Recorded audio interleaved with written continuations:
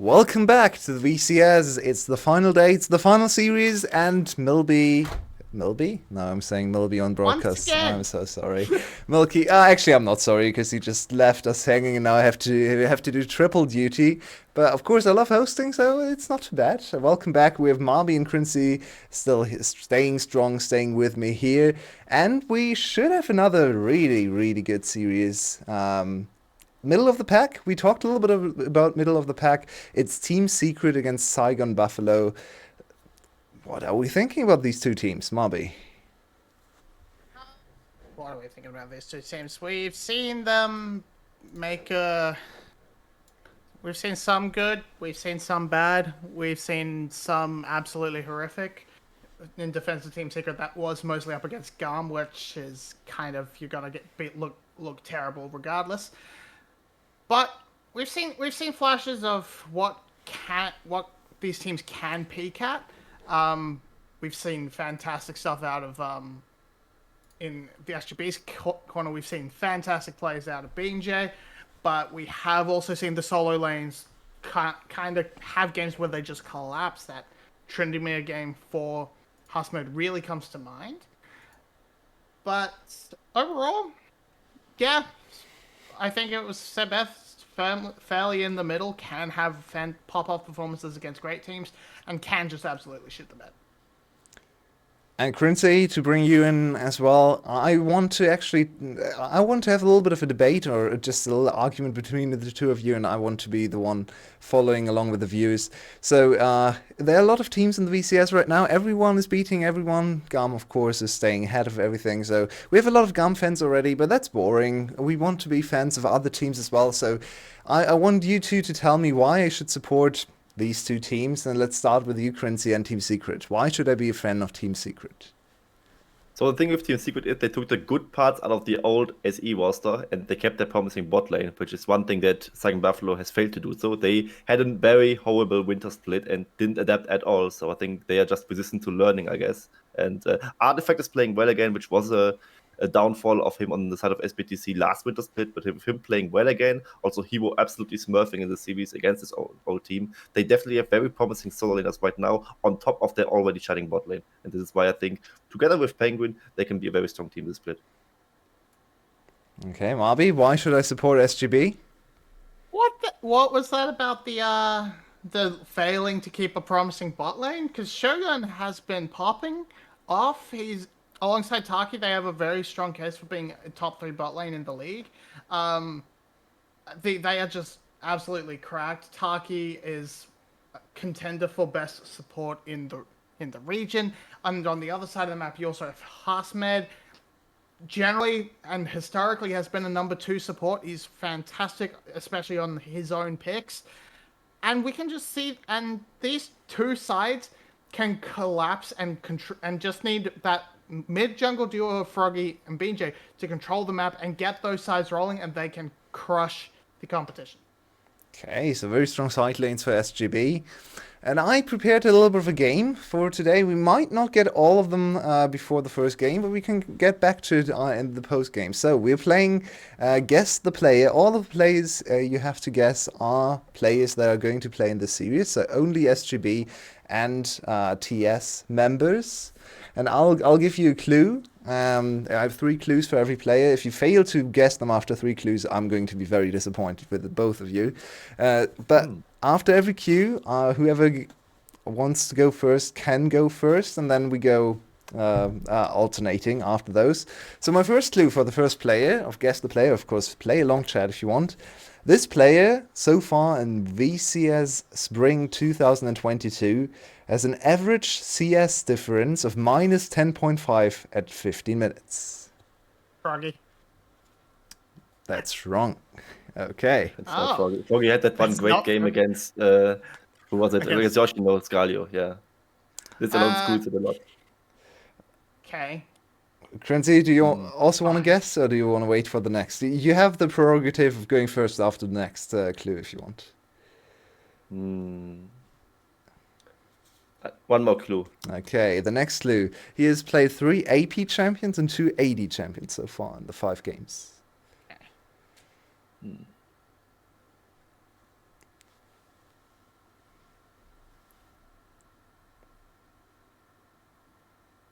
One more.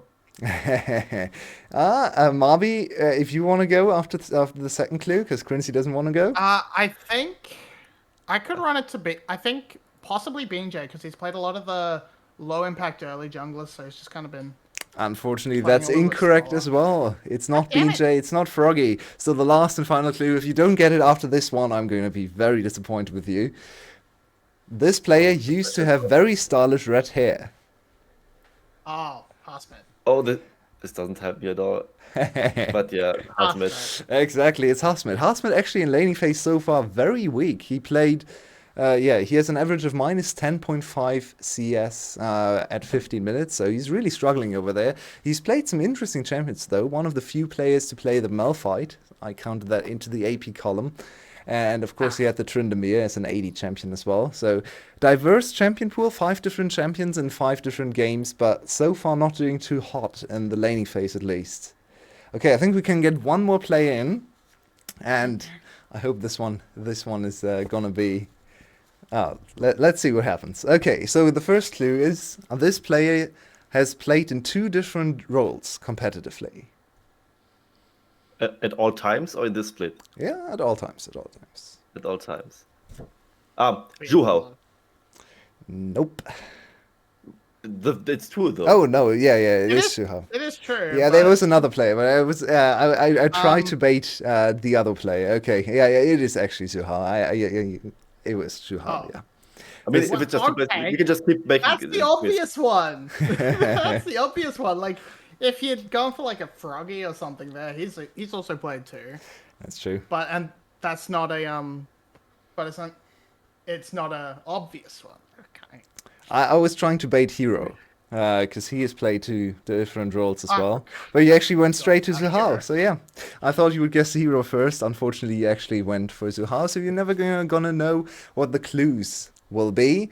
And I think we were very close to the draft. So let's actually talk about the draft before we guess the next 2 players in the next post game or something. We have, as we teased, it's a very important game because both of these teams are sitting on 1 and 1. Whoever wins today is gonna join the ranks of Cerberus for 2nd place. So we saw some Veigar earlier on. I feel like SGB is more likely to pick these kinds of champions, right? Yeah. We've seen bit of the more what would guess considered big screwball picks from the side of Froggy.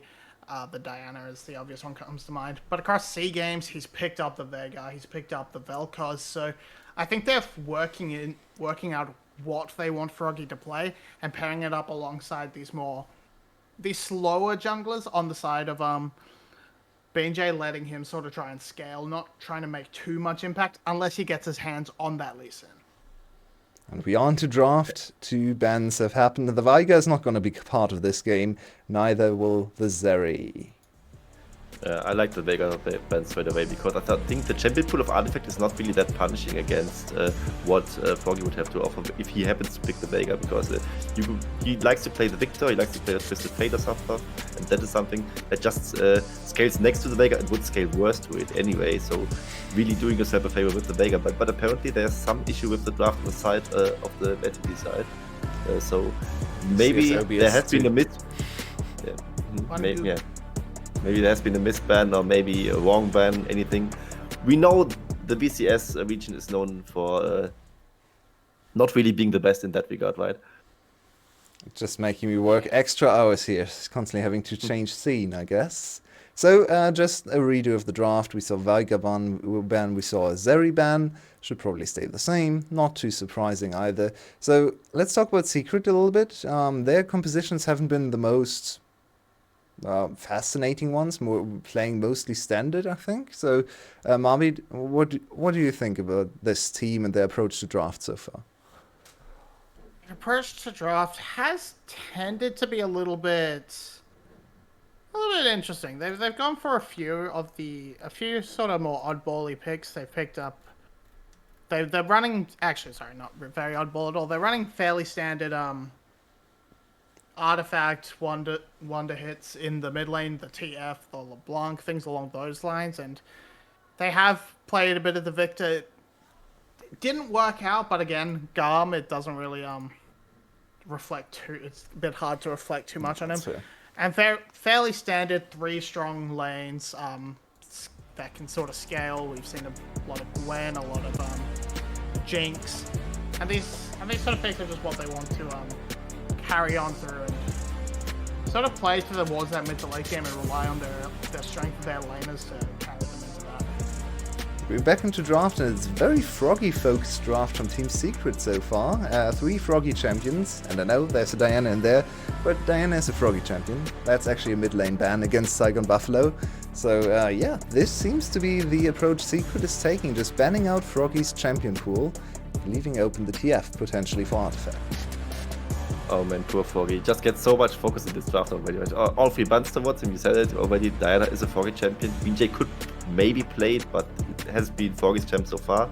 And if they would lock into the TF now, it would be another takeaway, but it will of course be the ban. Or I say of course. You could pick Lee Sin here, you could pick Jinx here, you could pick Aphelios here, and those all would be decent options. But they go for the Gwen, which is of course a flex pick on the current patch, so this doesn't really say much about what Team Secret really wants to go for. Gareth Hero has played Gwen before, and I think Penguin, I think he also played one game, but it wasn't too convincing either way.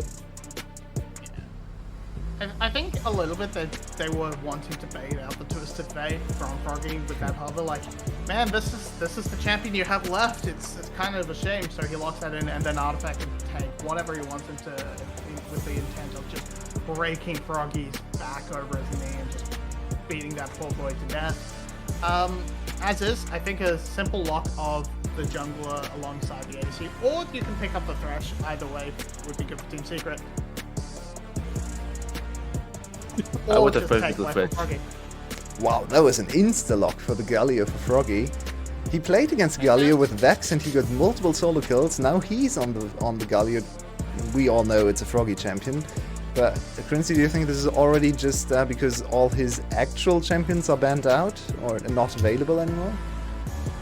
I think not. I think he could just go for the other standard mid lanes that are still available, like it would be the Sunder, the Victor, whatever there still maybe even a Noriana, but that is not really a Froggy champion on his personal style. You could also go for something like a Silence against Twisted Fate, which would also be a counter pick, and a Skirmisher that Froggy might like. But Galio is of course a safe option for him. He is not known to be the farming mid laner, more of a skirmishing mid laner, so going for the Galio, maybe diving the bot lane, diving the top lane would be their approach. But they ban the Camille away themselves while they would have the next pick. Kind of surprising to me, but maybe you just don't want to pick Camille into the Gwen, which would not be the best matchup. And they also get the Freshman going, which is of course something Team Secret had to see coming, because you cannot get both TF and Fresh here. Giving over Aphelios Fresh is something no team should do. We saw it in the first series already. Yeah, I think you're just trying to look to match that Gwen potential, of course. And you can just simply take away the Lulu here if you want to go for that Jinx Lulu and deny that from the Aphelios. But a little bit of extra CC would probably not be a bad idea for side of Team Secret, just to sort of help follow up on that. Sign me up on Taki Lulu. Let's go. This is one of the games where you can really judge his movement and his mechanics. Let's see how good he is in lane with Lulu. And it sort of limits your options, so I think you're kind of forced to lean into the Nautilus to just try and have something that can punish the squishy on Lulu. And if there's nothing else left. There's that too. There's not much else, but it's like you're not going to run an Alistair or run Ball or something most likely. So moves to a more aggressive support, and if they went for that Graves, it does sort of leave a double flex open for whatever Buffalo wants to lock in, but they decide not to do that. And there we go. Jax is going to be the answer. Jax is going to be the answer, but they are only hovering it. Now just they could have went for the Grave themselves, but Jax is a very brutal matchup for the Gwen. Even before Gwen was nerfed, it was already strong against her. Also TP Ignite by both sides. It is just such against such deck, and usually one side. If it starts winning, it will keep winning, and Jax is kind of the king of that. Gwen cannot really do much against this champion. Level 1, she of course is still stronger, but Jax will eventually win out there. And you have Split Pusher combined with the Galio ultimate following up, and that will not be easy to play for the side of Hero.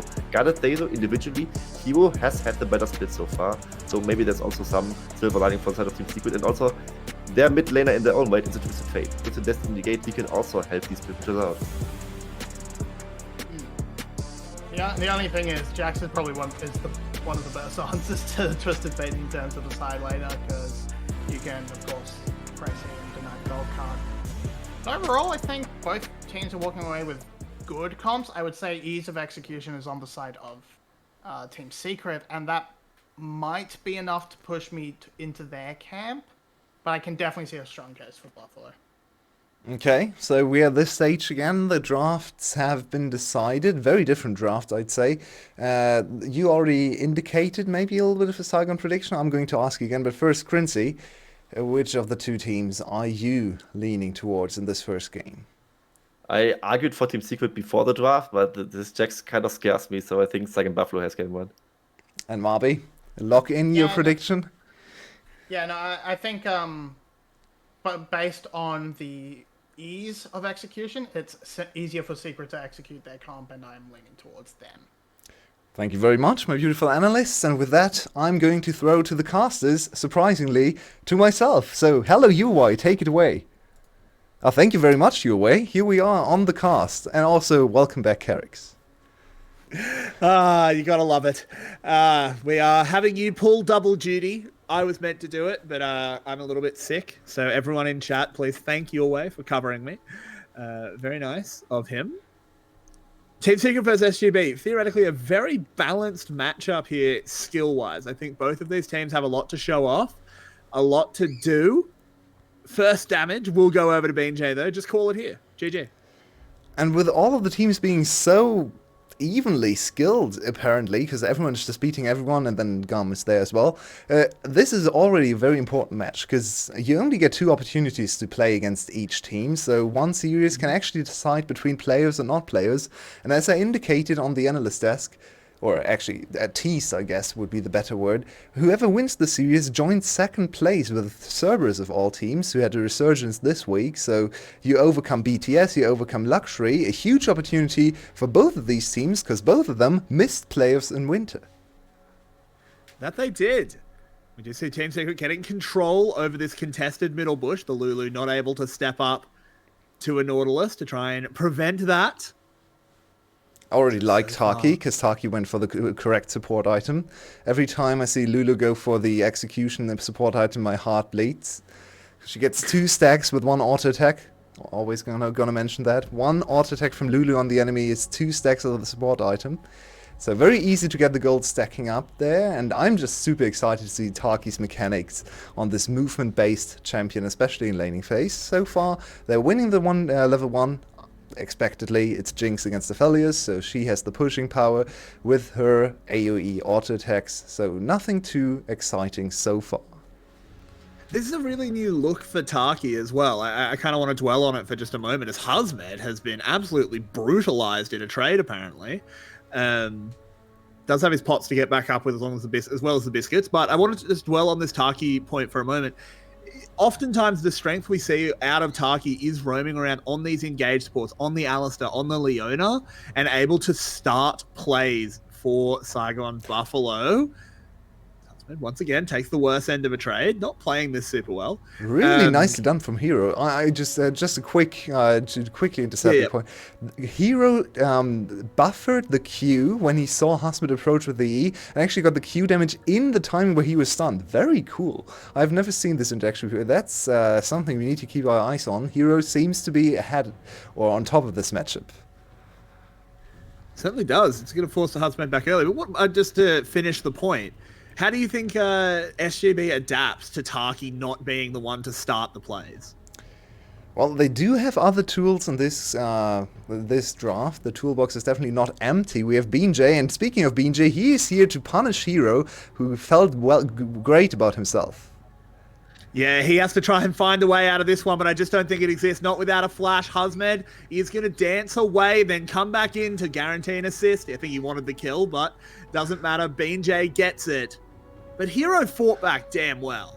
Oh, that's such a good punish timing, though. That's super great fundamentals from BJ and Husmed. The communication was, okay, I lost the trade early from Husmed's side, and then Husmed said, okay, if you punish him now, he's overextending to push on the wave. He wants to recall after this wave crashes, so if you punish him right now, he has no way out. It's a guaranteed kill, so just great communication to start the day from BJ. Maybe the best a zombie story, because he's coming back from the dead. He was the worst jungler, or one of the worst junglers in winter, and suddenly he's back here, putting in a lot of work, and Hasmid is kind of grieving this whole laning phase so far.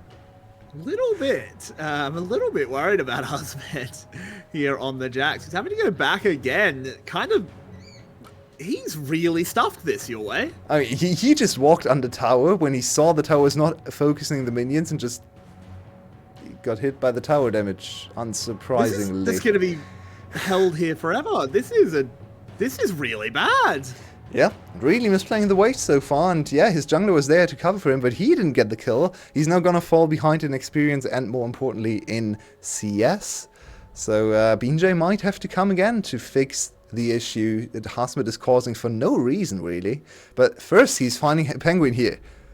Oh, Froggy just flashes over the wall. We know this man does never lack aggression. And BJ, 2 moves on the map, 2 kills. And I think it's Saigon Buffalo, for Saigon Buffalo fans, they can all breathe a sigh of relief, because winter never happened. This is Saigon Buffalo from spring. This is what we liked from them. This is what we knew them for. Pre-planned plays from BJ and Froggy dominating the early game. This is very ambitious from Zhu Hao, but they have the assistance of the wave, so Saigon Buffalo can't really trade into that one. But yeah, Froggy is already ahead of the play. He knows his jungler is gonna go for this one. So vision into good communication, into early kills. This is prime spring Saigon Buffalo. And here we go again. Oh, BJ, once again, finds a Q, calls in his best mate. Froggy, this time BJ wants to give the kill away, doesn't want to be called selfish. Saigon Buffalo, what have they been feeding them? Except Hasmid, he hasn't been eating. Yeah, now, every time I see Saigon Buffalo in spring so far, which makes me very happy that this is the case. Oh, Hasmid, he used his E already. Hasmid's in so much trouble. The E actually comes back up, but Artifact can just wait. The flash away, he tries it. And it was a delayed dive, but it was smooth in the end. Very bad flash. Don't flash away. You need the flash for the next dive. Now you're very vulnerable. My mistake, I thought he used the E before. This was textbook and very nicely done, forcing the flash from Zhu Hao, so now he can't go aggressive in the next few minutes. Also getting the kill on Froggy's first ultimate. This is the Saigon Buffalo we knew and loved in spring. This is the team that challenged GAM, that was on the verge of actually just winning the series against GAM. Remember, they were 1-0 up in the final. In the second game, they had a 12k gold lead at 18 minutes and managed to lose that game. Imagine if they actually got to a 2-0 lead. This could be the spring champion team. So, very impressive performance from Saigon Buffalo so far. But the gold is even. That it is. But where the gold is what I'm concerned about as a Saigon Buffalo fan, because Gwen getting ahead feels disastrous. Crincy said that Jax has always been a bad matchup for Gwen, particularly as the game goes on, so perhaps that'll be somewhat the saving grace, but it just feels like Hero's much more practiced. Yeah, especially in the intricacies of the matchup. Hero looks so much more comfortable, I agree with you. And there's another interesting aspect about this composition, and one reason I really like the Xin Zhao last pick is Gwen and Xin Zhao are so hard to deal with for Jinx. Jinx does not want to get in range of either of those zoning spells, right? The ultimate from Xin Zhao. Zhu Hao is dead. Oh, hang on. Zhu Hao, yeah, he's turbo dead. The Chompers comes in clutch. Shogun, powered up, gets excited, just gives a few little taps over to Eddie. Penguin has to run away from BJ. Will do it well. Yeah, once again, not exciting, but just very good, solid, standard play. Textbook. Yeah, they forced the flash in the last play, so what do? You just wait for them to overpush, then Nautilus, he can be as tanky as he wants, he's not tanky enough to survive that, so that's a super easy kill. Funnel the gold into Shogun, because he so far hasn't been able to profit from any of these plays, so not only is BJ running the show together with Froggy, he's also splitting the love around the map and giving some kills to everyone. Shogun does have the summoners available, he should be able to get out of here. Ooh, he's tagged by W, though. He got greedy. That was very, very greedy from Shogun. He should have just flashed. Yep, agreed. So that was just greed. But I want to pick up on what you just said, as I don't think this trade is going to go the distance. Ooh, hang on. Never mind. We might have come back to it as Hero actually bearing down on Husmed, getting him very low, looking for the solo bolo. Oh! He should be able to get it. Mows forward, skip and snip, and takes him down. Well done there by Hero. Has to avoid Bean J as dodge the rocket as well. I think he can try and find an execute in a few seconds. As there it is. He steps out. Tower takes him down. Perfectly played by Hero. But what I wanted to say as this replay, I don't think you have too much to say about it. This textbook League of Legends is something we praised Saigon Buffalo for so much in spring. They came into games looking like they were just running a script and reading every single mouse click before they actually happened. They didn't do that in winter, and it looked really bad. And that's where we were saying, oh God, were they a one-split wonder? The fact that they've come back in and they're able to do it without Taki being the conductor, because for all the time it was always Taki being the first one in, being the big roams. Now he's on a Lulu, and it's definitely not a knock against him, but it's not his role in this game, but they're able to do it anyway. That's a great sign. And unfortunately, also, Shogun just flashed. Yeah, I mean, this is just silly from Shogun, as we have a picture-in-picture dive in the top lane. Gwen under pressure. Oh, nope, we do. Gwen, she was under pressure, and it crushed her. That's true. And once again, it's BeanJ and Froggy being there for the play, bailing out Husmed. And I want to talk about Husmed because everything you said is true. But one thing that's different in this game, at least, it's only one game, is that top lane, usually in spring, was a strong point for them. They were able to rely on Husmed to just win his lane, or at least go even and then impact the team fights. They're not used to dealing with a black hole of pressure coming from the enemy top side because your top lane is griefing. So Saigon Buffalo actually have to adapt again and play against their own top laner because he's not having a great game. Now they actually used a lot of time. Just done it, right? Yep, exactly. They actually did just that. Taki, the slow on the ultimate. Short. Yeah, tried to get the knock up there with the wild growth. He was just a little bit out of range. Could have flashed for the ultimate, but I think he didn't want to flash because Eddie still had both of the summoners, so they still get the pressure, and the ultimate is not the longest cooldown anyway. They can't fight against you to punish the old timing, so I really like this move. Just run him down, get another plating, and Saigon Buffalo has finally been able to establish a little bit of a gold lead. But yeah, I really think this game so far, these first 12 minutes, is showing maybe some of the people that only started watching VCS in winter why we're so excited about players like Froggy and BeanJ. As Taki does get around here, does take the hook, and now BeanJ coming on in. There's a depth charge. With the flash away, I don't think SGB should continue this play, but if you hit it onto the AD carry, why wouldn't you? As they move in, Twisted Fate is going to TP down, but Froggy arrived as well with that hero's entrance. As it's a 1-for-1 at the moment. Can they actually kite this one out? Shogun here, there's a gold card locked and loaded for Artifact. They're just going to let Froggy die as Hero comes in from the side. Didn't reset his ult, though. That was boneheaded by Hero. He threw out the first set of needles, and there was nothing to auto-attack within 300 units of him. That's not what you do on Gwen. Also, very good awareness from Taki to actually use his Q immediately to slow Hero before he could press his W, so Hero wasn't his advance was cut short immediately. Still an over-aggressive play from SGB. As a whole, we can see this engagement with how it's ambitious. He does know he has the support and finally the flash again, but they should just run away and go to the tower. This is a one play for Saigon Buffalo. They don't need to overchase into this one. They know there's a teleport available for the top lane. They also know that there's always the threat of the gate coming out of Artifact. And yeah, he's not the strongest Twisted Fate ever, but it's still a free gold card. It's a CC forever. So he also gets a shutdown. Over-aggressive play from Saigon Buffalo, but they immediately make up for it with a kill on the top side. Yeah, I mean, look, you can't be having this Gwen pop off while Froggy's on Galio. It's Hero's entrance, and the hero is Galio, not the Gwen. But the back fact to that TH, I guess. caught out there, yeah, back to TH. Oh, please no. This is a good situation, though, for SGB, because we were talking about how they're not used to dealing with the fact that their top lane was behind, that there's a black hole of pressure on the other team.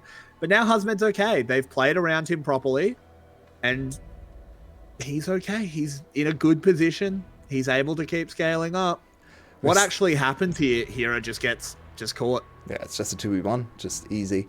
We are still trying to catch up to the actual run of play right now. There's probably a fight happening. No, we have managed to be to know everything about this game. We have finally seen all the kills in action with replays and live. So now we are ready for another fight. And talking about another fight, there's a dragon spawning in 4 seconds. So I think both of these teams are itching to actually get another fight in there as well. It does. As Hero manages to dance away at the moment. SGB obviously want to wait for Husmed to run up. Doesn't have access to the teleport, so he does have to use his legs. As all 10 players on the Rift are around this dragon. And it looks like it's going to be a brawl in the mid lane. Yeah, they are ready to fight for the dragon indeed. Oh, BJ might have overstepped. Oh! He's in a little bit of trouble, but he does have a lot of defensives coming in, particularly when that Lulu is helping him out. Now it's Hero making it happen, and oh my word, Froggy, you've made a horrible decision there, mate.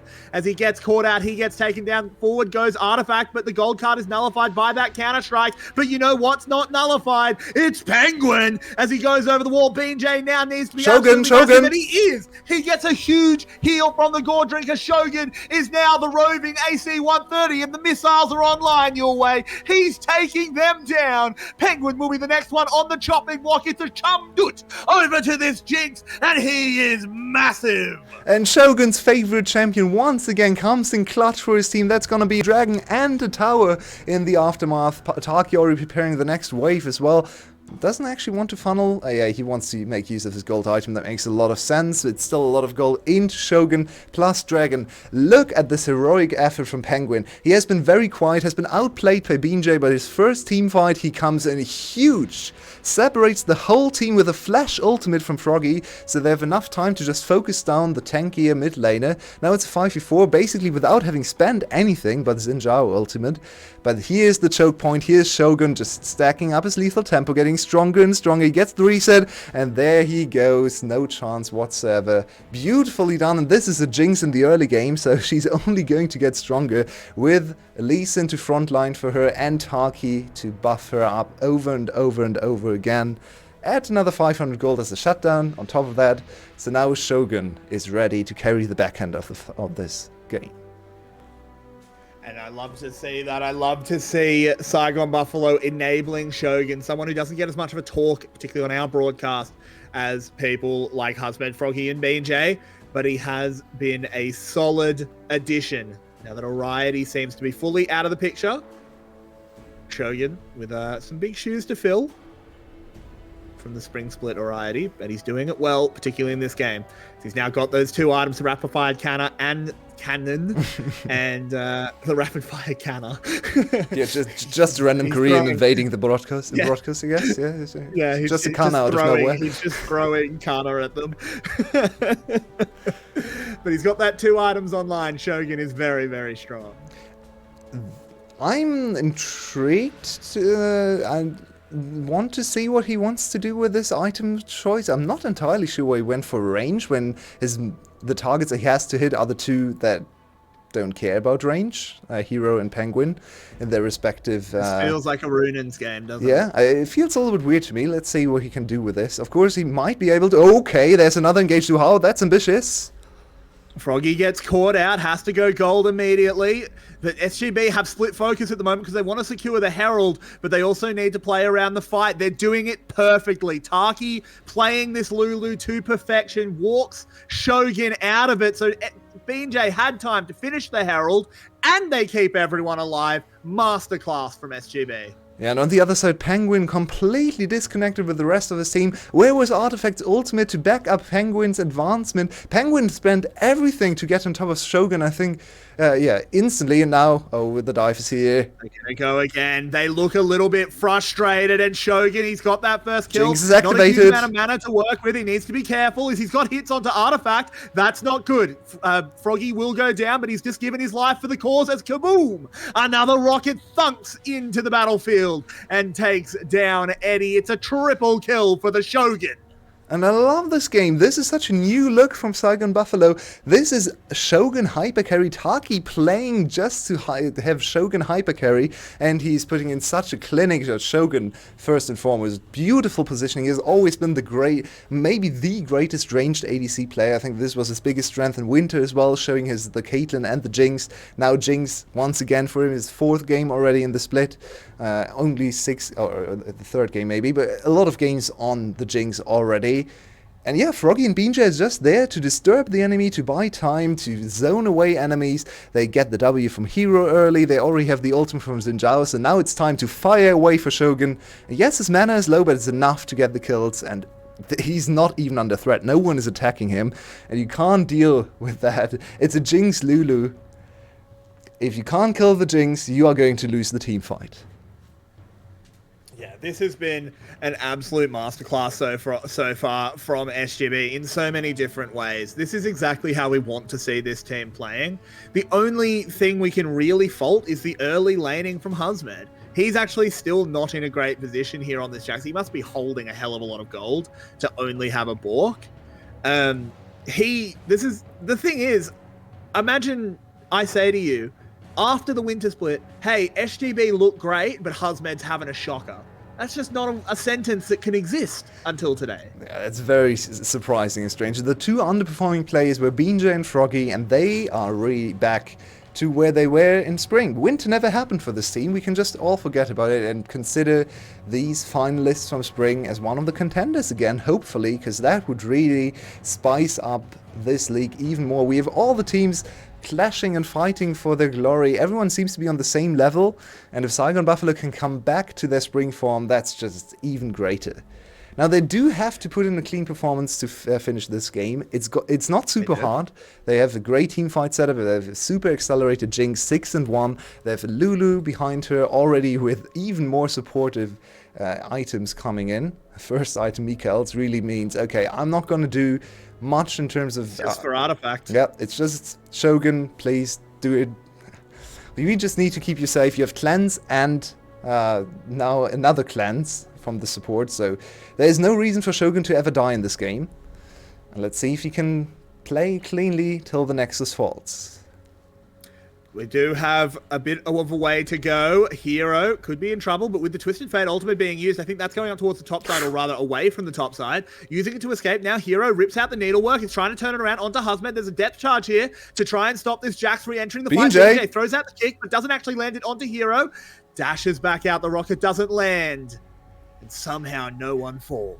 And SGB has always been the most aggressive team. They have always been the team on the top of all the kills per minute lists, so not too surprising that they would go for these crazy plays. Maybe unnecessary, especially when the Jinx is in a different lane. They try to incorporate the Jinx rocket to finish one of the kills, but yeah, try to play around your Jinx. You have drafted a teamfight composition with a Lulu and Jinx. So it's not necessary to try and attack the Jax lane, especially when Jax is behind.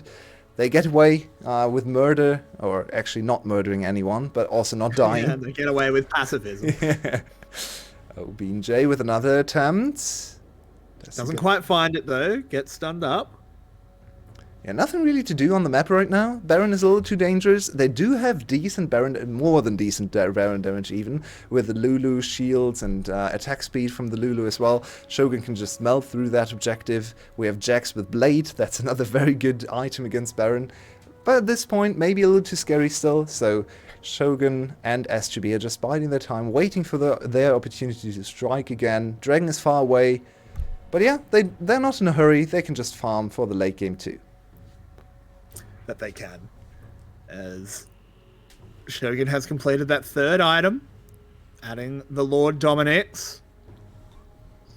Predator has been popped here by Froggy, just scaring them off potentially, as they are just trying to keep vision control of this topside river. As Husmed has a push down in the bottom lane. No hulls to be broken. Very disappointed. I want to see my pirate.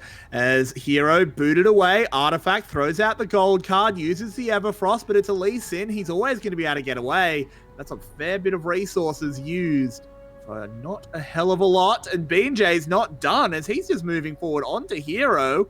Knows he has Huzmed close. Hops over the wall. In with a rocket from Shogun. Just a little bit of poke damage. But now they're dealing with Gwen in a choke. Here comes Galio. They need to play this one well. It's going to be a little bit tricky to play. First kill. Huzmed does go down. Here we There's go. The first kill. She's excited. Froggy gets the knock up. Eddie will be the next one to fall. And Shogun is here. He is ruling all of Japan as he moves up onto this artifact as he can try and find him. Taki stunned up. Okay. SGB are just going to go to Baron. BJ, Big Bean. Oh yeah, this game looks very, very over. You have to prevent the first kill if the fight is still close, even if you start with a kill or two. But if you are half HP and someone dies and Shogun gets to free fire and advance, then the fight is just over. So either you have to completely zone out Shogun, and I'm not entirely sure how you're going to do that with all the range he has, or you need to kill him. But either of those are very hard to do, so the win conditions aren't Just really there for Secret. Yeah. Now, just kill him, forehead. And this is insanely aggressive from BJ, but he does get the W from Hero, so now Hero is very vulnerable to Shogun. Shogun in great position again. Taki actually staying on the other side. And beautiful play from Taki as well, just kiting around the edges, never getting close enough to get killed. A lot of the good Lulu players never die, because they just know how to position in team fights. Everyone has to flash away from Shogun immediately. And now the flashes are down, so we might actually be in Pentacle territory. Calling that one very early your way. And yeah, this was just BJ wanting to style on Artifact, and he did it well. So now, Saigon wearing the Baron buff. 45 seconds to a Dragon, and they've only got 2, so it's not a super good objective for them. We are about to crest 26 minutes. So, of course, they'll be looking to close it out as soon as possible. They don't want to put in the overtime hours. Shogun, this is a little bit of a dangerous path, but he's close enough to the rest, and he gets the acceleration from killing the tower, so that was fine. Maybe a split second of an opportunity for the enemy team to strike and attack him, but you have to remember he has Cleanse and Mikals to get him out of any sticky situation too, so he can really just overextend and play basically super aggro Jinx. Yeah, it's like... it's so hard to kill him. How is the strategy with Kotma called again? Protect the puppy? Yeah, the puppy? There was another term. I can't remember the term, but it's basically that. It's just Shogun being able to just run up to anyone. No one can challenge him. Juggermore, there we go. Yes. Jugger Jinx, yeah. It's basically Jugger Jinx here. She's 8-1, no IE. But she doesn't really need the damage anyway. Nice double pink ward there from SGB. They can do whatever they want, honestly. And you can see Team Secret... They don't know what to do. There's nothing to do. A hook lands onto BJ. Does make sure that Penguin can get out. But yeah, as you said, what are they actually supposed to do here? They're just unable to actually step up. If they get on top of Shogun, he's got a Lulu. He's got a Galio to protect him. As you said, he's got a Cleanse of his own. A Mikhail's on his support. This just seems to be an Exodia situation here, as Shogun will whip the rocket in. Not a huge effect out of that one, maybe just doing it for a little bit of fun, as they are sieging here onto this mid tower. That's not lethality Jinx, by the way. That's just normal crit Jinx. That zap damage is illegal. Yeah, just a little bit. As he moves back, just heals up off those raptors. There is a dragon on the map, but SGB aren't interested in it, and nor should they be, in my opinion, as they will break the base, take the tower, and begin onto the inhibitor. BJ is very threatening here, gets gravitomed up for just a moment, but it doesn't matter. And back they go. Yeah, now on the way out, you can just pick up the dragon for free. Yeah, delayed your soul for like a minute or two, but who cares? You got an inhibitor, you have 2 inhibitors now, and you shouldn't be relying on this soul. The game should be over by the time the soul spawns, so I really like this decision. I agree with you there. Of course, you want to clean up the dragon, just in case something bad happens, just in case for some reason Shogun dies in the next fight and you can't actually close the game, the inhibitors respawn, you can always rely on the soul coming back. So yeah, it's just solid play, and we've seen some very good macro in both of the series today, so I'm super happy to see VCS teams stepping up and knowing how to play standard situations. It's nothing special, but it's good to see consistency. Absolutely it is. Now, SGB, once again, pull back, cash in their gold. There's the Infinity Edge on the Jinx. The Shirelia's on Tataki as well. It's getting harder and harder to do anything about her.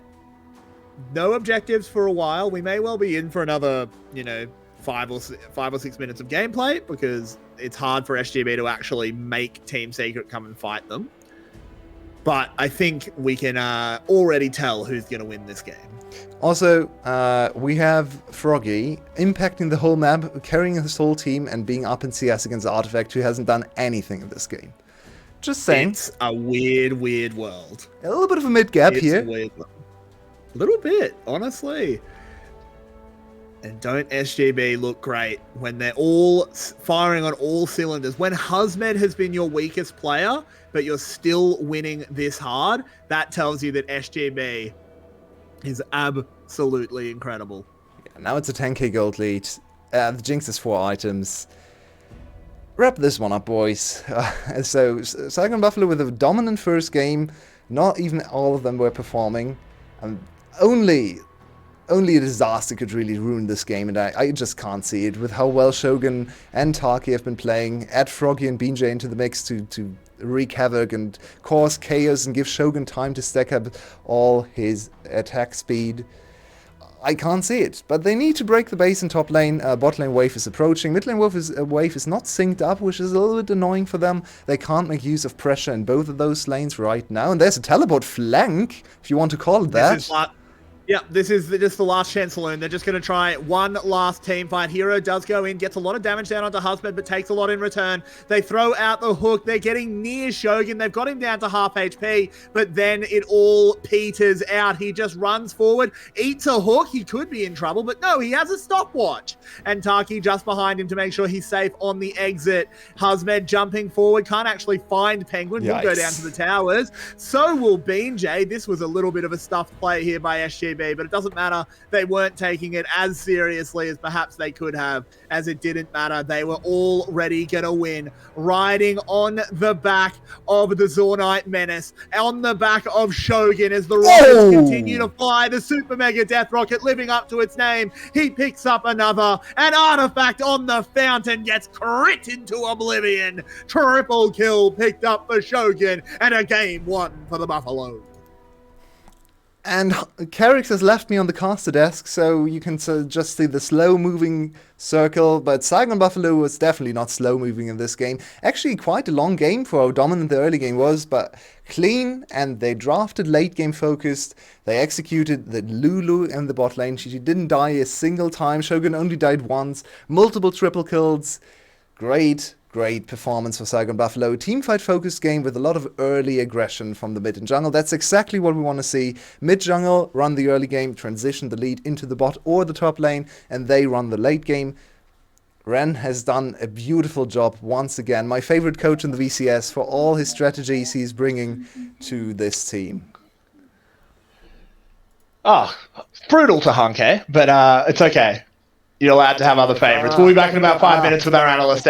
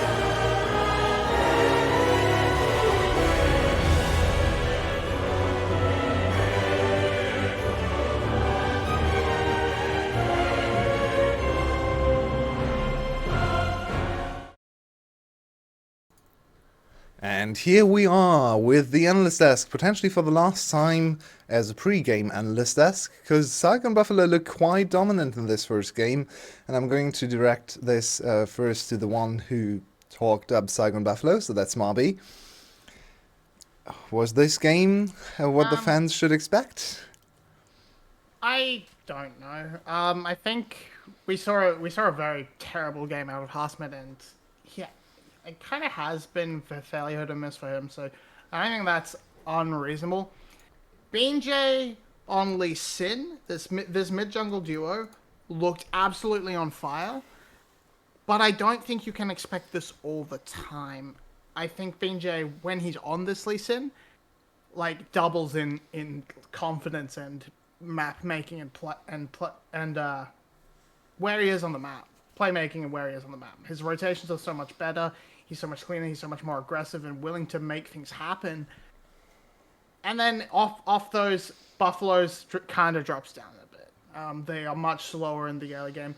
This spot lane, fantastic. Nothing but praise for them, really. But I don't think you should expect things quite this dominant without that Lee Sin in that jungle position. And Currency, I want to go back to the draft, because we, of course, are nearing Game 2 draft, and all the resources spent to deny Froggy his best champions. They tried to exploit Froggy, who has had an up and down split, and then he puts in this Galio performance. So what do we say about Froggy here? I mean, mid-difference is all you can say, right? I mean, he just got 3 bans against him and then just played the Galio better than Artifact did. Basically 4, right? Because TF was first picked, so it's basically 4 bans against him. Was it really first pick? Didn't they just did the switch and then pick Gwen first? You're right. You're right. TF a little bit later. But actually, the TF was picked before the Galio, so that you can still kind of make that argument. So yeah, I mean, this is kind of the situation where you really shouldn't put any bans into him, right? Because he's just gonna be the better, the mid laner with the more presence anyway. I'm only really happy with Hero's performance here because he was kind of elo held that game. Mid jungle was really falling apart. I think the bot lane of Team Secret wasn't playing too badly in their own regards, I would say. It was just that Shogun was just better and he was enabled by his team. Mid jungle was a difference maker in this game, I would say. And of course, Eddie Onzavelios went behind, building Collector second, but really helping himself either way. And I really wonder what the approach now will be for Team Secret, because this was just a very huge mid gap. I understand the Vega ban being first still, because that's just a champion where Artifact really doesn't have a direct reply to, I would guess. But the rest just kind of needs to change, because after the draft, I immediately flip-flopped towards Saigon Buffalo, despite me initially defending Team Secret. That's a good one. That's a good ban. I like that one. The Vex definitely can be removed from the list. This Lee Sin, absolutely a cracker for BJ. Side of Buffalo, yeah, you're kind of forced to change, obviously, but if you can still lock down an early game jungler with that pressure that mimics the Lee Sin a little bit, maybe you're running on the something along the lines of the J4 that's kind of fallen out of favor admittedly, but something that can try and match that pressure. That's what you really want to try and find. That Aphelios ban was so smart from Saigon Buffalo, because they put the Aphelios ban in place to leave open Zeri or Jinx. So Team Secret had to pick their poison with Aphelios out of the picture. Jinx rises in priority even higher, even though most people would consider Jinx even a little bit higher than Aphelios. Now they had to ban Zeri, because Zeri of course tops all of them. So very obvious setup for the first pick on the Jinx. I really like the strategy. Saigon Buffalo once again showing amazing draft adaptations. I think if Team Secret are absolute ballers, they would just leave both open and then trade them. Oh yeah. Give them Zeri. Yeah, give them Zeri, then just take Jinx Lulu, Jinx Fresh or something, so we have at least like some response in the bottom lane that's also strong in their own regard. But yeah, Team Secret kind of chickened out with this Zeri button. Now they're getting punished because it's just Jinx without a direct response. It could even be Jinx Fresh right now. And the response for Team Secret would maybe to go towards what's really left. I mean, it would probably be like a Jhin and weak side the bot lane and play around Hero all the time. But I'm not so confident in Eddie really standing up to the task in this regard when he has to face such a strong performing Shogun. So unfortunately, they can't play for Hero because he's not in. They've subbed out their best player for Nagia. Oh no. This is fine if they have something planned along the lines of like the Smite top. I don't think, judging by the fact nothing's changed in the summer spells. That doesn't seem to be the case, but Nagia indicates to me you're wanting to play down through mid to bot, and then you've found yourself stuck with the Jhin. I mean, Jhin Karma is a very, very strong 2v2 lane, so they can definitely play through bot lane. The Jhin in the early game it can be played around. I don't think you have to play weak side Jhin, but it is impressive. But it feels like overall, it feels kind of like feels kind of bad to me as an allocation of resources, unless you can really crack that snowball going, and Jin's able to put out enough burst that the reload windows don't matter. I'm also baffled by the fact that host Yue is the one defending strong side Jhin here, but regardless of that, I just wonder where the damage source is really coming from the Secret. Other than that, I would expect maybe like something like an Orianna to really carry the Xin Zhao with like at least like some ball delivery, or maybe Victor, which is still open, and Syndra. I don't completely hate it, and left Artifact special. You can just go full early game here. Just Jhin Karma bot lane, Xin Zhao, Syndra, completely brutal early game mid jungle duo, and now with something like maybe Jace or Graves, whatever's left open for the top side, you just pick that and just try to steamroll the game. It will probably fail, but at least you have an identity with that top. But I see one big issue playing against Saigon Buffalo's composition. None of these champions are older, apart from Jinx, are older than 1 year. Almost always bodes badly for you, because new champions are quite strong most of the time. And 3 reset champions also with Jinx, Viego and Vex. Very brutal if you get one takedown in the fight. They've set themselves, so the Gwen has been revealed to really be the top laner, so Jace does also work in as a very strong laner into that, so that seems like the obvious choice, but again, we're gonna go with Graves. Sort of kind of lose a little bit of that strength in the top lane, but can be a little bit safer, I suppose. It's just a little bit less early game basket, a little bit more of a late game insurance, so you have at least one champion that is good in the late game, I guess. But the Graves, of course, is fine into the Gwen. Maybe even the Jace would be better here to have like one complete identity for the board. But maybe having some insurance policy is not something that Team Secret is faring badly with. But I think the Graves is fine. But I'm not fine with subbing out Hebo, because Hebo was really playing well. Overall, Team Secret, yeah, they still have that early game identity and a lot of pick potential, but could struggle a little bit when it comes to those straight up 5v5s. They do have Xin Zhao, which is always nice to see, but again, yeah, we look across at those 3 resets, and if Shuhao isn't on point with trying to deny these big shutdowns, that can set the chain rolling. Buffalo could quite easily steamroll. Well, we do have the compositions now finally put together from both sides. Saigon Buffalo kind of dominated the first game. So let's start with Secret. Is this a better composition to actually get a game win and maybe get back into the series? Did you just call me Secret? No. I just said Secret. Either way, I think it isn't. I just think they are not good enough to really play such a hard to execute comp. You have no fallback if you tend to fall behind. Aside from the Graves, and that is just simply not enough. I think Saigon Buffalo takes it to 0 here. Do you agree, Marvy? Yeah, I think Secret win early, but will not be able to close it out. Okay, winning early would already be quite different from the last game, so let's see what the Rift has to say for itself. Welcome back, Herrigs. I'll join you for this game, potentially the last one of the day, as we move on to the Rift. What does the Rift have to say? I don't know, probably, stop stepping on me!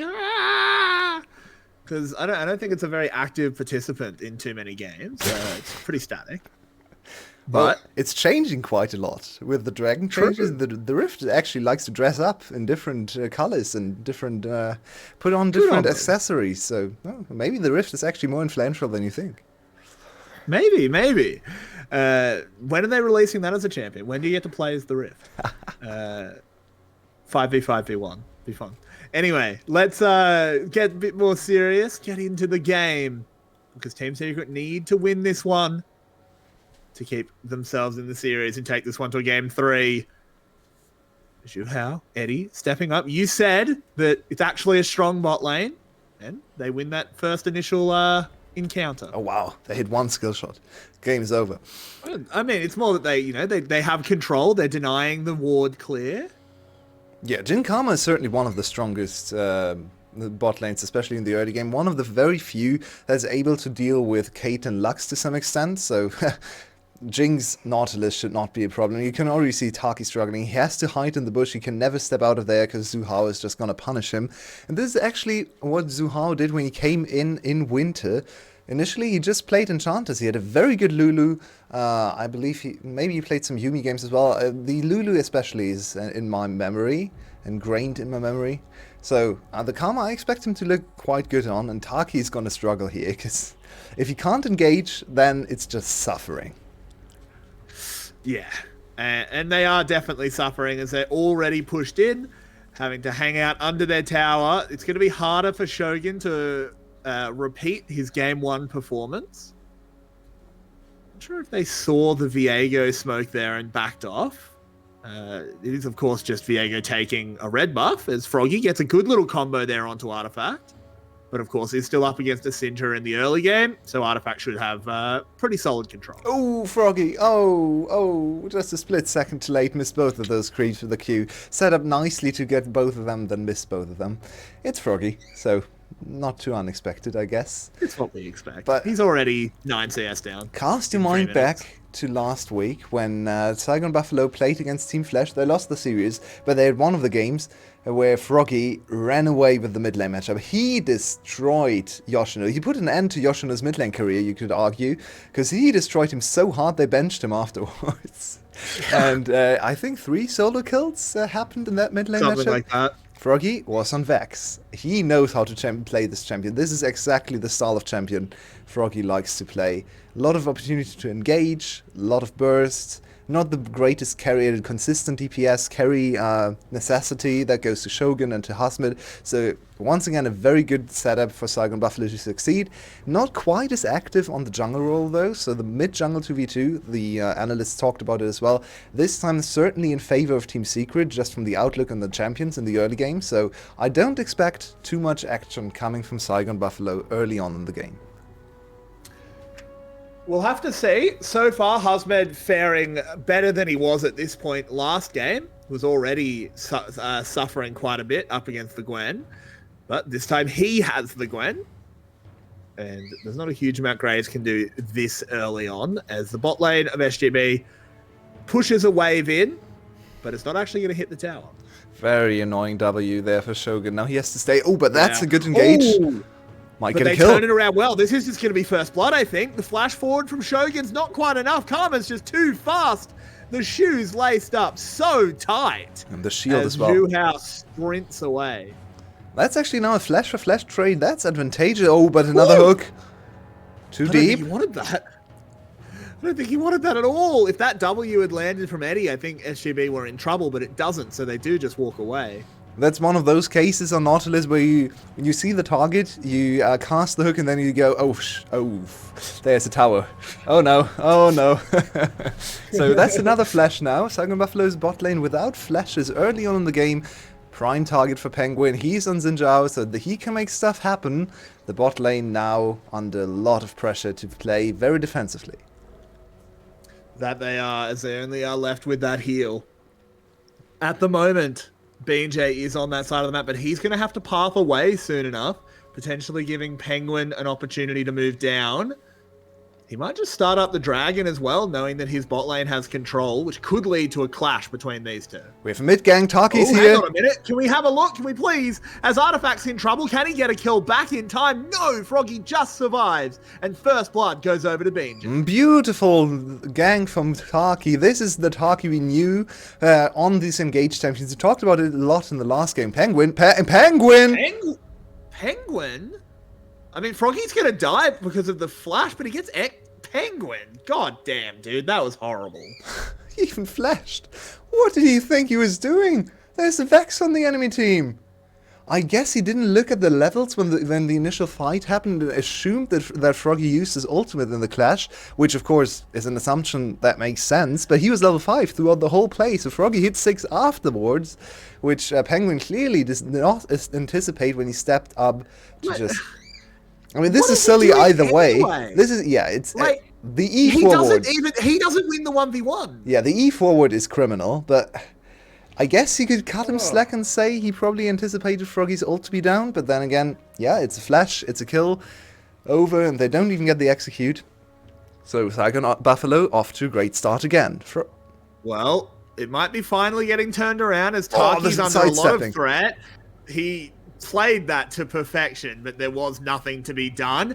Now they're just going to move in on the other side. Viego needs to get his first reset, and he gets it your way. Now No he's got a ultimate. Xin Zhao body to move in. Artifact going low, going down. BJ Viego. gets another heal. It's 200 years of the Shadow Isles as BJ picks up a double. Oh my god, we had some disgusting Viego sequences today. This is just not okay. How did he survive? He's level 6. He's not supposed to have 5k HP. Oh, He might get another one. no. He's gonna get this. Oh, my. Just Cut the tape. BJ is back, baby. He just needed a split to recharge. Wasn't Viego's designer promoted to head designer now? We might so, yeah. want to think about that decision again. Beautiful. Does Shogun die in this play? He I must, don't- right? Yeah, probably. Yeah, it's a flash. Yeah, he does. Okay. And Taki put in We so didn't say much effort to block everything. Now look at Taki's movement here. He is causing a headache for the enemy team because he's dodging every single spell. Look at him. More Walk back importantly, and he's forth. buying time that allows Froggy and BJ to actually get in range. Like, he's dead. He's never surviving this, but look how much time he buys, and it allows the 2v4. boys to arrive, and then it's time for the ruination. It's a 2v4, no Syndra ult is the biggest thing here. Syndra could have just executed BJ instantly, but she doesn't have the ultimate. Still from the bot dive, I believe, or the mid lane play. And then it's just Viego magic, 6-2 for Saigon Buffalo. I talked about this early game potentially being slower. It's Saigon Buffalo. 5-0 for the jungler. This is not a slow early game. This jungler is coming out of the base at 8 minutes with a completed Sundra. Have fun, guys. Well, I think someone's about to get sundered, as that pole arm is going to be stuck where the sun don't shine, I think. And I don't think Team Secret's going to enjoy it. BJ picks up the Herald, heads on back to base. Eddie has been ignited. He's very low, needs to play a little bit safe, but there's no rocket for the Jinx, already been used. So he should be safe. And that was with the gang, so that's another huge time investment, resources invested into the bot lane. They get the plating, I guess. Did they get the gold It from didn't the go plating? over. They didn't Nope. get it. They didn't get the goal. So it's just a shove for basically nothing, and time for Saigon Buffalo to set up the next big play. BJ is just back to farming some jungle cams. Probably not going to be interested in doing so for a long time though, because they don't fight back. They are not very interesting to kill, so BJ already on 5 kills. He's going to look for blood very soon, once again. They don't reset your role. Why can't he take over the souls of Krugs? Wait, do Krugs not have souls? You have to investigate this. You're gonna have to investigate. Probably. I mean, they do spawn souls for Senna, so maybe they do have souls. True. Yeah. Yeah. They probably have souls, but maybe they're just not. Oh, there's another Oh, one. you know who doesn't have a soul? Artifact, because it's been ripped out of him by Froggy and he's wearing it as a shirt. And who needs the last hit if you can just land every ultimate on Vex? Maybe the most valued spell in the game right now. Like, if you hit it, it's insane value. If you miss it, the champion is useless. So the single button press that has the most gold value on it in the game right now, I think. So Froggy, so far, getting the best out of this champion. And you can be behind a little bit in CS. If you just land everything and set up everything for your jungler, it doesn't matter. BJ picking up that first Drake as well, getting a stack of the Hex Tech. Artifact TP's back to the mid lane just to try and get things back under control, but he's currently 1 and 3. Nagia picks up the Hull Breaker, but my word, mate, I think you're driving a dinghy at this point. Yeah, he's coming for hero who had a great performance, but it's not like Nagia is playing a bad game either. He's just not participating, really. No. It's a typical top lane experience, 0-0-0 on both sides. Even CS, and the rest of the game is just over already.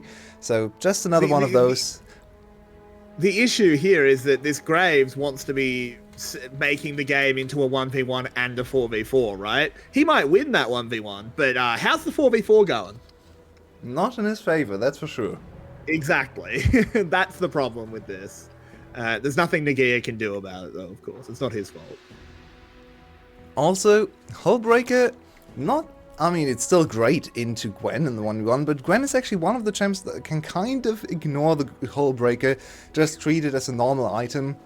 Still gives an insane amount of stats, but she deals a very decent amount of true damage, so you can actually kind of bypass the extra resistances. It's true. BJ's going to have a look up here. He's realized he hadn't visited his terror upon the top lane. Yeah, Nagia Ward under spots no him out, threat he just whatsoever, heads back though. to base. Just a little annoying. Down on the bot side, Taki has been caught. They do know where BJ is, so they could make a play out of this. They've got Penguin coming as well as the shots ring out. I think SGB have been baited here. They didn't realize that Penguin was coming. The block on the rocket is good. Now they just need to try and find a way out for Shogun. It just doesn't exist. He's taken down by Eddie. Team Secret aren't going down without a fight. So in this game, the bot lane for Team Secret is their shining light. Bot lane was amazing from Saigon Buffalo last game setup, but the mid jungle this time they have to fend for themselves, and it's not going as well. Overextending in the fight there, and then Shogun used all the summoners, still died. That's 2 platings, maybe even 3 platings plus tower over. In the meantime, we had a top dive apparently. Oh, and Froggy missed his ultimate, so can Nagia die here? Yeah, we'll Apparently find out as Nagia has in fact died on the other side of the map. And then we just saw this play come out. They just didn't think Penguin was coming. And Penguin super decisive there, insta flash to block the ultimate and get on top of Shogun before he can react, so great performance from Penguin. He has had his moments, overall a bad performance today in both of these games, but he had the shiny moments like the last game, the team fight where he flash ulted everyone away to isolate Froggy. Now this one to catch both Shogun's ultimate and then set up the kill on him. But he needs to show us more. He had a great week in Winter Week 1. We thought we had another jungle star, and ever since then, he has been the worst or the second worst jungler of the league. So he really needs to put in a little bit more than just 1 or 2 moments a game. Yeah, he really does. Particularly up against someone playing as well as BJ is right now, as Froggy is in some trouble, gets a fear off, but Penguin's here. And he's been delivered a kill on a platter. So Froggy misplaying the 1v1 there, no flash for him, so he was caught by some spheres. And this time around he can't survive. Good shutdown, good kill for Team Secret, and they're actually coming back a little bit, but here's BJ, he's the fat member. He doesn't care, there's a rocket to add some damage as well, so BJ adds another to the ledger. Yeah, and this is the problem. When you invest everything from your jungler and they meet, the 5-0 Viego against no summoner spells is probably always going to kill your jungler, so not super unexpected. You can't really blame Penguin either, because he was just still there from the kill earlier. Good. BJ did flash for this one, so not quite as strong as before. Yeah, it's just an E landing into Everfrost. It was a weird angled one as well. Well played by Artifact. Yep. Not much more to say. If he's level 11, he gets the solo kill there. Instead, level 10 is a little pitiful on the damage side, especially with Everfrost, so no added penetration, like Ludens would give, no added active damage either. So the kill goes over to Penguin, which is not great, because he's already behind on the Xin Zhao, and yeah, you don't really want gold on the behind Xin Zhao. The Syndra would be a much nicer target, but in the end, a kill is better than no kill, so yeah, you're not complaining. Of course not. This bot lane tower is on a hair of health, but Froggy is going to be able to keep it alive for now. Perhaps try and just deny the local gold and let it fall. Or just deny it entirely. We'll see, as Eddie actually gets his recall interrupted with a rocket there. So they're really trying to just be annoying to Team Secret.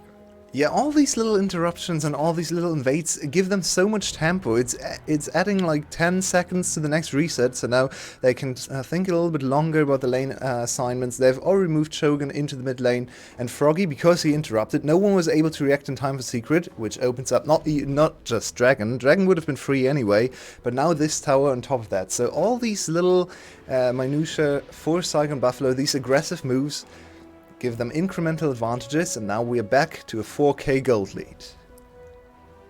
That we are. Nagia and Husband up here. Husband actually soloed the second Herald as well, has that in his pocket. Doesn't actually have a tower to drop it on at the moment. We'll have to figure out how he wants to use that as the game goes on. But plenty of time left to think that one through. Look how shiny he Nagia is. continue to try. He is incandescent. We found a shiny Gwen. Full odds shiny Gwen. Let's go. Oh wow.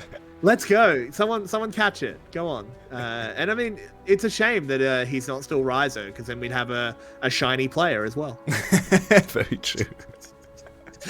I mean, maybe better for his team that he's not Razor in this game, because I think so. he did definitely put in a little bit of a Razor performance in the last one. Much better this one. There were. Yeah, Very true. There were echoes of Razor. Well, and BJ is still super strong. I'm not entirely sure how Artifact ended up there. Yeah. I was confused for a moment. I was like, wait, BJ's not playing Sin. Oh, he killed him. Oh. Now Penguin in some trouble. The Spectral Maw comes out, immediately answered by a Crescent Guard, but it can't block the hook. But they don't want to chase under the tower. Not with Nagia rotating down. So Crescent Guard is down, no objective on the map really. If the Dragon were here, this would have been a really nice catch, but the Dragon is not there. Now Taki a little bit overextended, very overextended in fact. Very overextended. He's actually just going to go down to the collateral damage, but Froggy's trying to equalize it. The Heartbreaker is just used to get out though from BJ, but look what it's being traded for in the top side. It's going to end up being 1 kill for an inner tower. Yeah, and Hasmid with the Rift Herald is able to actually get this tower in time. Maybe a little bit of an oversight from Nagia, but it's not over. The situation is still here. BJ. BJ, you don't even have Froggy! Bold. Oh, Froggy! What are you doing, son? That was so bold. Doesn't quite work out. They do actually end up killing the Jhin. Now they have to be careful about BJ. The teleport coming in to secure his retreat. Oh, Saigon Buffalo. They play with fire. As Shogun falls to the unleashed power, they need to temper the aggression. Yeah, indeed. This is also the Saigon Buffalo we know and love. They have thrown huge leads against multiple teams, and this is one of the reasons they like to overstep. Well, Artifact, he knew he was not supposed to step up this far. Then he decided, oh, I really want these minions, and then he doesn't even get to the minions, so he knows. He knows. He's blaming only himself for that one. He got too greedy, wanted those creeps. I can feel that. Ooh. Hello, Husmed. He hasn't been involved too much in this game, and he wants a kill. He'll pick it up. He'll pick up a tower as well. Now Taki could be in some trouble. I don't know when the next hook is available. There it is. It comes out, but I don't think he's going to be able to walk away from this one. Oh. As Eddie gets the speed boost, there's a... No. Oh, Gale Force. Gale Force is a pretty good item, especially for securing kills on low targets. That was some good effort from Taki, and Taki is very angry with his team captain, Hasmid, who sold him out to the Wolves. A 1-for-1 trade in the end, but plus towers. So once again, positive for Saigon Buffalo. Kill going over to the Jhin is a good start for Eddie, and he's 3-2 compared to the own 3 from Shogun. Shogun has died 3 times, I didn't even notice. But Shogun is still scaling up nicely, so even though the Jhin is slightly ahead in the items and gold, the Jinx is in a decent state as well, and she has other strong members of the team, especially in the top side. That it does. And also, that Nautilus has actually built the Ebon Shroud. Or Ebon Shroud, rather. Not an item I see super often. Yeah, we see it from time to time. I believe we had a Leona today build it as well, so it's still in the mix. Maybe not the preferred item after the nerfs, but yes, some people still really like to go for this item, so not too surprising. Let's see what Taki is with his dead mans. Also Taki with a glacial augment, so maybe that's also one of the reasons. Yeah, I think it is this bit more squishy Nautilus build, but does bring just an absurd amount of CC if you hit anything. Exactly. And just an interesting thing to keep track of. Yeah, Taki is going to be very squishy now, and we already saw it when he got caught in the last engagement there. He's going to die to anyone. Even the Jin can cut through him pretty easily, maybe more easily than usual. Taki, careful. Okay, he doesn't go for it. BJ. What we're also seeing on the sideline is that Hasmet has no problem dealing with the Hullbreaker Graves, which is very bad news because Hullbreaker Graves is not the greatest team fighting build. We saw an adaptation earlier today from Luxury's top laner Coated, who didn't go for the Hullbreaker because he knew he was going to team fight all game. Now we do have the Hullbreaker, but he's probably going to be forced to team fight, so it's kind of the worst of both worlds. It's a really bad situation for Nagia, who's not going to win side lanes and is not going to be very effective in team fights either. BJ, once again, moving forward, doesn't land the Spectral Maw onto Zhu Hao. Now actually has to find a way out of this one. Could always just ult away if he feels threatened, but he doesn't feel the need to. Nagia could be in trouble, but they're managing to mark BJ well, not letting him collapse on this 1v1 as another tower falls in the favor of SGB. Hasmet's ultimate not available. I thought for a second there was lethal range, but with the ultimate not available... BJ caught, but heart breaks away. Careful, careful. You can't overchase into BJ. If he gets one reset, we already saw in this game what havoc he can cause, so be careful when you try to attack him, especially when Froggy's there to turn the fight. There's so much burst coming from Froggy's side, you can never really be sure of your situation. Let's take a look at the objectives. The Shadow Isles trio. Yeah. You got to play carefully. So, quietly, we have actually had the Dragon stack reaching critical mass. We are at soul point for Saigon Buffalo, so only 3.5 minutes away for the big prize. And Ocean Soul is pretty good on Viego, I have to admit. And Gwen too, and here we go. Speaking of Viego, flashing into the fight. There's a teleport immediately being used. Taki, we do see how squishy he is, but it just doesn't matter because he does enough. As there's the CC, the first reset is in. Jin ult will hold them back from anything more. Froggy still has access to the ultimate. Hasn't used it yet. It's been hops over the wall. He's just going to wait in this brush, see if he can hunt anyone out. Oh, Froggy! There's the ult from Froggy. Straight in onto Zhu Hao, and bang! Look at all of this damage. He gets the one shot, throws out another one onto Nagia. He'll follow it in as this Vex is going to pop off for just a moment and then let the rest of the team do the talking. As Viego, Vex, and Gwen destroy Team Secret harder than they destroyed the Law. And now Gwen moving forward. Husband chopping down Nagia. Needs one more, can get the E forward. No, never mind. Nagia will survive. And that's Baron. That is probably all she wrote for this game. The finishing touches now. Saigon Buffalo is gonna get so far ahead from this Baron. They also had, so Baron is even better, win more objective, being able to break the inhibitors and all this towers left standing. This is really a strong performance from Saigon Buffalo. I didn't think they were 2-0 today. I did pick Saigon Buffalo, I believe, but not 2-0. But look at this team fighting. Another thing Saigon Buffalo was very famous for, not only their early game planning, also their team fight execution. We are back to prime Saigon Buffalo now, with Hasmet stepping up as well. It takes them forever to get the kill on Penguin, but he is the most important member, because this opens up Baron, but they're not done yet. Froggy still has his ultimate. And I think Team Secret got caught off guard by this engage by Froggy. It's beautifully done. Froggy once again putting in an amazing performance. He's not the greatest farmer, but if he's getting unleashed after the laning phase on his champions, he is one of the best players. I've always said he's not the best mid laner, but he's one of the best players in the VCS. It's a bold statement, but looking at a game like this, it's hard to ignore, hard to deny. BJ once again lurking about this 8-0 Viego. You just can't go near it. And what a delight it is to see if you're an SGB fan. Game 1, it's all about Shogun. It's all around your bot side. Game 2, script completely flips. The bot lane has been largely irrelevant this game. In fact, you know, Shogun's not having a very liability good game. Even, yeah. Yeah. And it is fantastic news that they can play both styles, that they are versatile enough, and now it's going to be Team Secret trying to start a fight here. Nagia goes forward. Very low is the Nautilus. Froggy gets a reset. He tags the backline. We need to see Froggy as he's going in deep. He's actually just going to get focused down. He goes gold for a moment. They try and buy him space, but he goes down to the W. It doesn't matter because now Shogun is online. He wasn't the focal point of this game, but that doesn't mean he's not here. Yep, the Jinx has been able to scale up even after a difficult laning phase, and yeah, she's on 0 kills, but she's not on 0 items. When she gets time to stack up her lethal tempo, when she gets into position to execute and use her passive to get kill after kill after kill, she can still do that. The team fighting is still great. Maybe, once again, a little bit over-aggressive against a better team, against the GAM, against the Cerberus. Maybe this would have been the start of a comeback for the enemy team. So I still think they need to iron out some of the late-game decisions, and some of the aggression needs to be tuned down a little bit. The tower is there. Just focus the tower. You can actually... Yeah, I guess you don't have a winning wave. But there's no need to re-engage here. Taki over-aggressive. He's very squishy, as you talked about before.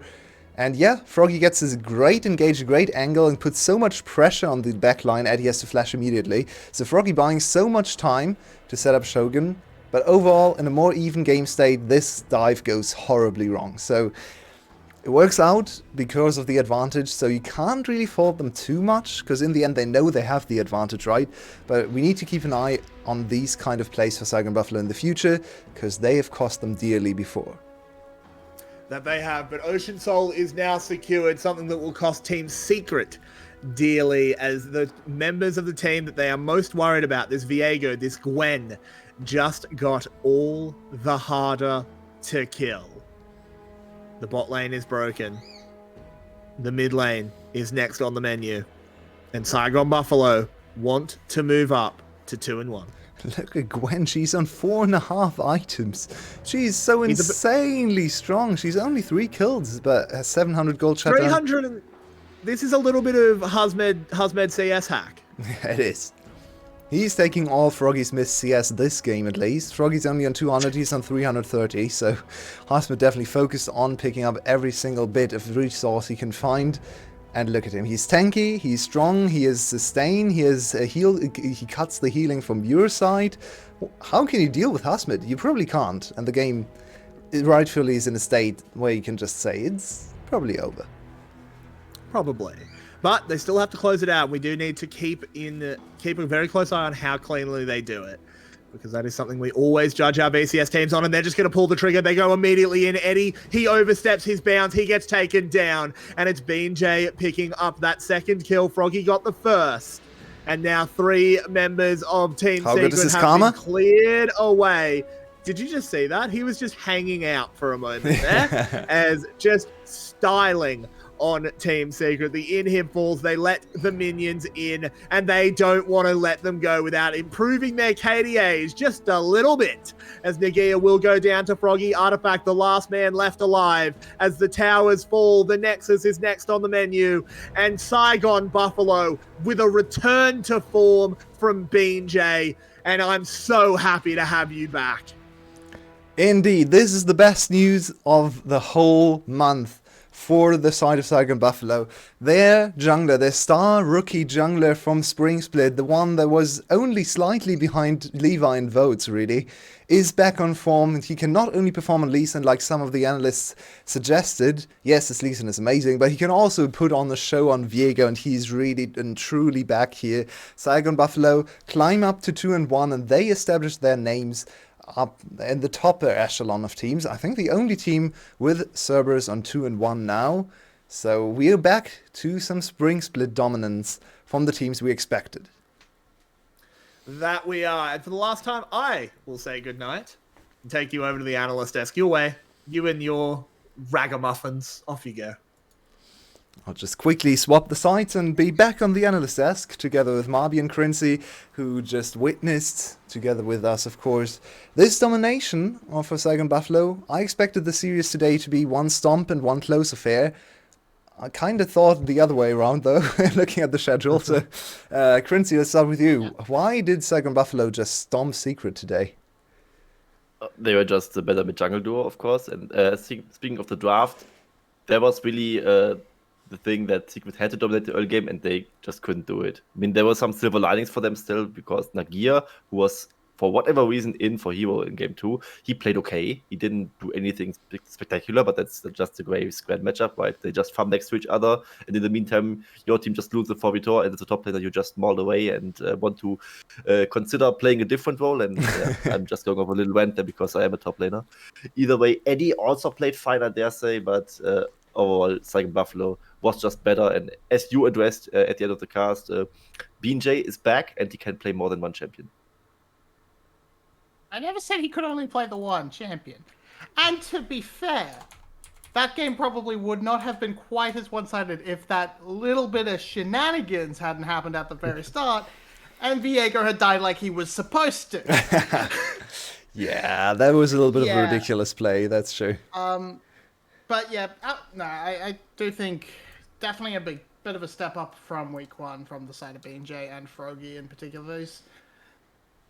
Which is really good to see. This mid jungle duo was a very big part of their success in the past, and it should continue to be in the future. We saw bot lane get a little bit smacked around this game, but that's kind of the matchup. Plus, they were completely abandoned by their team for the most part. So, yeah, they still played it out fine. Shogun got a little bit beaten up on the scoreboard, but he was still able to put out the damage in the end. So. Well, very good to see. Let's take a look at the other side, because Secret had a very disappointing week. They played against Garm and Saigon Buffalo, the two Spring Split finalists, so maybe you can cut them some slack and say, yay, they actually played against the first and third team, or maybe even the first and second best team in the league, so we're not too surprised, but they didn't look too great in those games, individual games either, getting stomped by Gum, if I remember correctly, on Friday, and now stomped in 2 games by Saigon Buffalo. So, what do we take away from Team Secret for Team Secret? They started the split with a win against SBTC in week 1, and now already down to 1-2 again. Maybe this is some copium on my personal side, but they played they expected to be worse team. Then they played 2 top dogs, and the results were basically what we expected, more or less. I mean, I think they actually stomped SBTC a little bit more than we expected, and the other 2 teams did stomp them.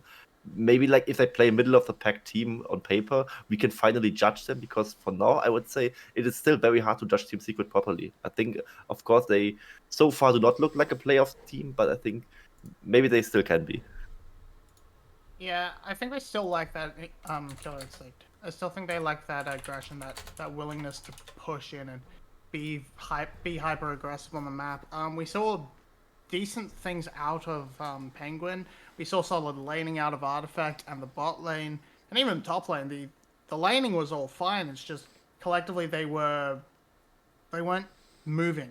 They looked like an old VCS team where they just expected to win lane, win game, but they weren't actually rotating and trying to transition the lead across the map and fight objectives and things like that. Actually, I just opened up the Leaguepedia page for the VCS. We now have 5 teams on 1 and 2. So even though they are 1 and 2, and that's the worst score in the league, 5 teams have that score. So you're actually in players' position with a 1 and 2 score. This is shaping up to be an insanely close split, I have to say. Every team has played 3 series now. Next week, for the 2 teams we just saw, we have Saigon Buffalo on Friday clashing against Gum. That's an eye candy, hopefully. And then Secret playing against Sky, another struggling team. So we definitely have opportunities for both of these teams to step up and get some more wins, some very important wins. Both of those games are going to matter quite a lot. But They yeah. definitely are. And maybe with that is maybe a bit too much speaking of the present time, and maybe looking a bit too far in the future. But maybe Saigon Buffalo against Garm could be a preview for the finals, depending on how Cerberus really plays out in the next weeks with their Warsaw situation. Because it looks like so far, I mean, they just now picked in Peter Poss and Jane, but if they are like a permanent solution, is yet to be seen. And I think we should end this week, as we now have enough tape for all the teams to actually make some early judgments with a little bit of a all-pro team. We 3 together deciding on the roles. Maybe we should exclude Gum players. What do you think? Just exclude the whole Gum team because they're stomping everything, or? Yeah, because my all-pro team at the moment would be 4 out of 5 Gum. Yeah, I think we just exclude all the Gum players and just think about the rest. We have Saigon Buffalo and Cerberus at 2 and 1. Cerberus, of course, winning 2 series this week, so we might be a little bit prone to putting in some recency bias. But let's start in the top lane. Crincy, do you have a candidate that comes to mind? Hero. Really? I just feel bad. I just feel bad for him for being subbed out. And so far, he has been actually smashing it. Yeah, he has been very I mean, good. he even solo killed your boy Kiaya, remember? True. And he went 10-0 against his opposition on SPTC. I think it was Emper. And today, I think he was far from the problem. So I think Hero is like my hot take in the top lane. I like it. Yeah, Hero is absolutely solid. I kind of want to lean to the pass because the way he actually played around the map and played the even though he didn't exactly play up the lane so as well as he possibly could have, he played the map better than anyone else I've seen in the VCS for a long time. That's a fair shout. I'm going to be the one deciding because we have 3 people here. So I'm going to say Hero. I really like this suggestion because most of the time from the struggling teams, especially when you have a double O2 week, you don't expect one of the players to look great. But yeah, I agree.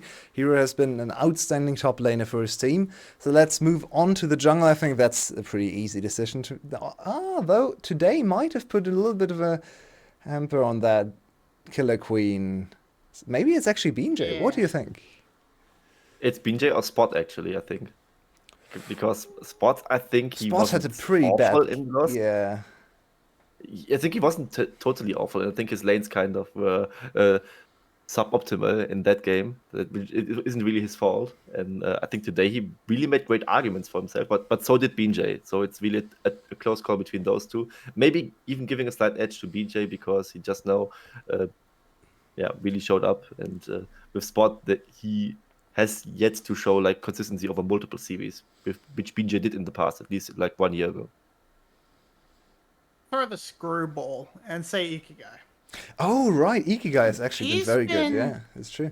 He sort of slips under because he doesn't have the he doesn't really show off as much of a flashy player, but he reminds me of the like sort of jungler I've always gravitated to, the like Meliodas, Casa, the sort of more cerebral junglers who have the mechanics when they need it, but they tend to play much more keep the other jungler in check, roam around, play heavy on the macro. I think he can definitely make a shot, especially because his consistency has been pretty insane.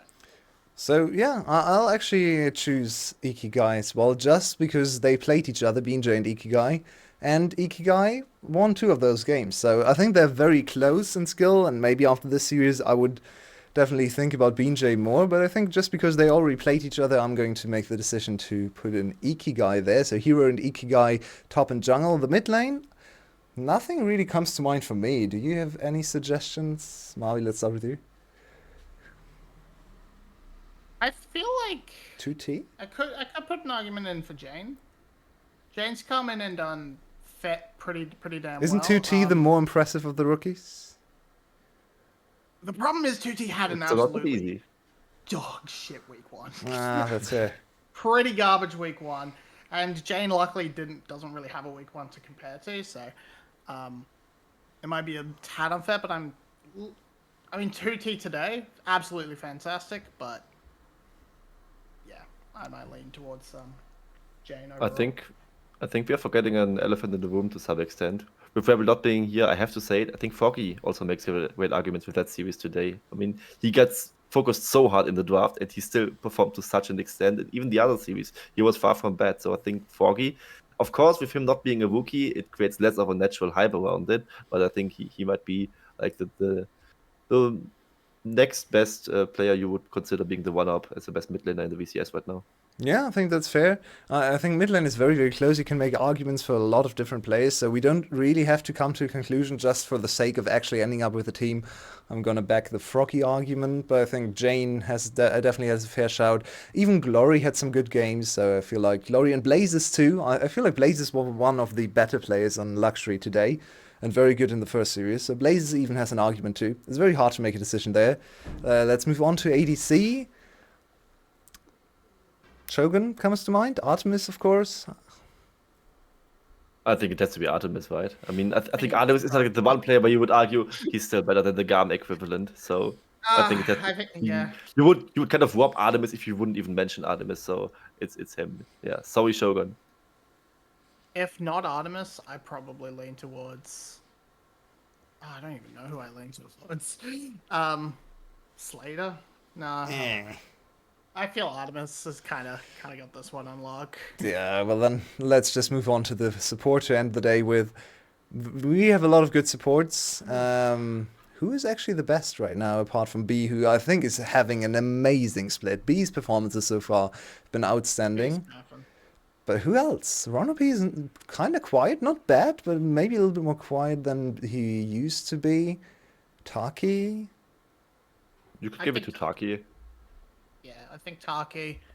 No Toronto P as well, I suppose, but the rest of the field Actually, Palette was very feels good today. pretty bad. He Yeah, was. But just today. that's his only. Yeah, good that's fair. one. Yeah.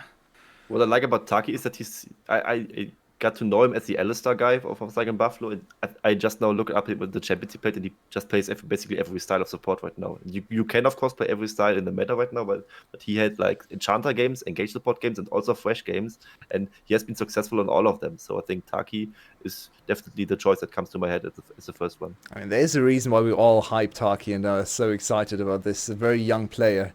He's not only an amazing mechanical support, he also knows his ways around the map, and he's a shot caller, one of the main shot callers of the team, as we know. So, yeah, he's once again putting in a lot of work. So Taki's our choice there. So we end up with Hero, Ikigai, Froggy, Artemis, Taki. An interesting team. Maybe not what we would have expected coming into spring.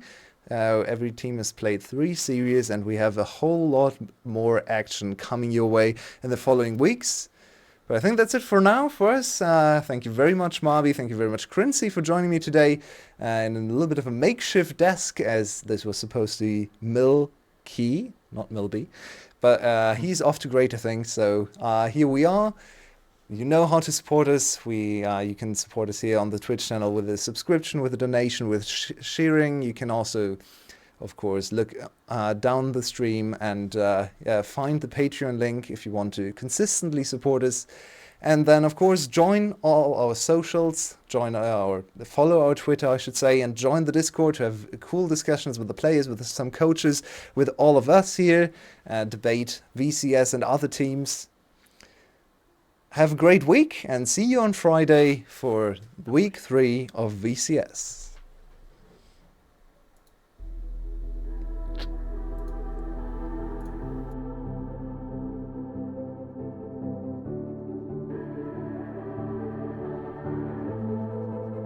Legends never die when the world is calling you. Can you hear them scream?